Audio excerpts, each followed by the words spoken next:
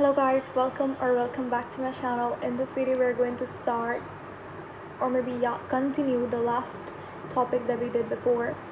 हमने बात किया था effect of pressure on boiling and melting point.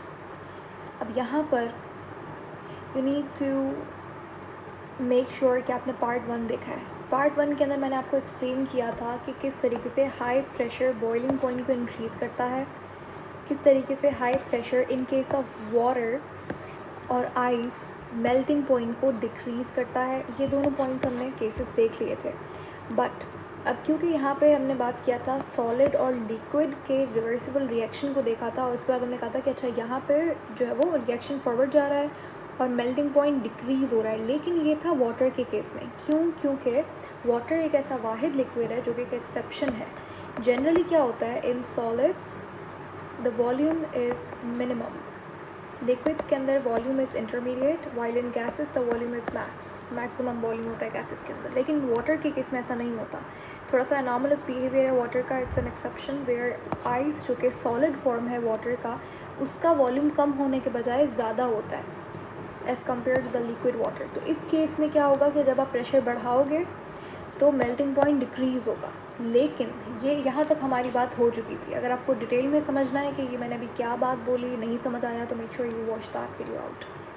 अभी आते हैं हम लोग, ये पॉइंट रह गया था कि भाई अगर वाटर की बात नहीं हो रही, हम जनरली किसी और सॉलिड की बात कर रहे हो, तो क्या होगा कि मेरे पास एक सॉलिड है और एक लिक्विड है. ठीक है, दोनों जो है रिवर्सिबल रिएक्शन है.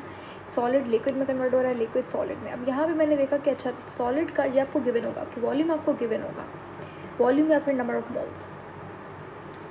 सॉलिड का जो वॉल्यूम है वो कम है और लिक्विड का जो वॉल्यूम है वो ज़्यादा है. अगर नहीं भी गिवन तो इस पर्टिकुलर केस के अंदर हमें तो पता है, ये बात आपको याद कर लेनी है. ये यूनिवर्सल चीज़ है, वाटर की एक्सेप्शन है, लेकिन उसके अलावा ये चीज़ सेम होती है हर जगह कि भाई सॉलिड के अंदर वॉल्यूम सबसे कम होता है, गैस के अंदर वॉल्यूम सबसे ज़्यादा होता है, while in liquids the volume is intermediate.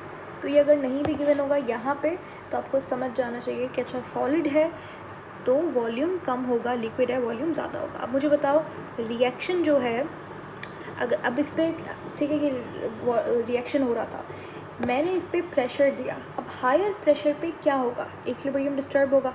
ठीक है, और ये रिएक्शन कैसे हो, ये रिएक्शन क्या करेगा, फॉरवर्ड जाएगा बैकवर्ड जाएगा. जब मैं इसके ऊपर स्ट्रेस दूंगी, स्ट्रेस कौन सा, चेंज इन प्रेशर किया हमने, हायर प्रेशर दे दिया, प्रेशर बढ़ा दिया, तो रिएक्शन फॉरवर्ड डायरेक्शन का रेट बढ़ेगा या फिर बैकवर्ड रिएक्शन का रेट बढ़ेगा. तो आप मुझे बताओ, ये चीज़ मैंने आपको लास्ट टाइम बहुत अच्छे से एक्सप्लेन किया था कि जहाँ पे भी वॉल्यूम कम होता है, direction of the reaction favours that reaction favours that direction. जैसे यहाँ पे वॉल्यूम सॉलिड का कम है तो रिएक्शन कैसा होगा, बैकवर्ड रिएक्शन होगा. अब क्योंकि यहाँ पे रिएक्शन बैकवर्ड होगा, इससे मुझे ये पता लग रहा है कि जो लिक्विड है वो सॉलिड के अंदर तेज़ी से, क्योंकि रेट बढ़ा है, बैकवर्ड रिएक्शन का रेट बढ़ गया है, जिसकी वजह से मुझे एक चीज़ पता लगी कि लिक्विड जो है वो जल्दी जल्दी सॉलिड में कन्वर्ट हो रहा है. इसका मतलब ये है कि सॉलिड को देर लग रही है लिक्विड में कन्वर्ट होने पे. ठीक है, और लिक्विड टू सॉलिड हम लोग क्या बोलते हैं, इस प्रोसेस को मेल्टिंग कहते हैं. अब क्योंकि यहाँ पे टाइम लग रहा है सॉलिड टू लिक्विड, क्योंकि रिएक्शन बैकवर्ड का रेट बढ़ा है, इसका रेट कम हुआ है, तो हम क्या कहेंगे कि यहाँ पे मेल्टिंग पॉइंट जो है वो बढ़ गया है, तभी ज़्यादा टाइम लग रहा है सॉलिड को लिक्विड में कन्वर्ट होने के लिए. तो ये था हमारा effect of pressure on boiling and melting point. Next हम बात करेंगे कि प्रेशर का क्या इफ़ेक्ट होता है सॉल्युबिलिटी के ऊपर.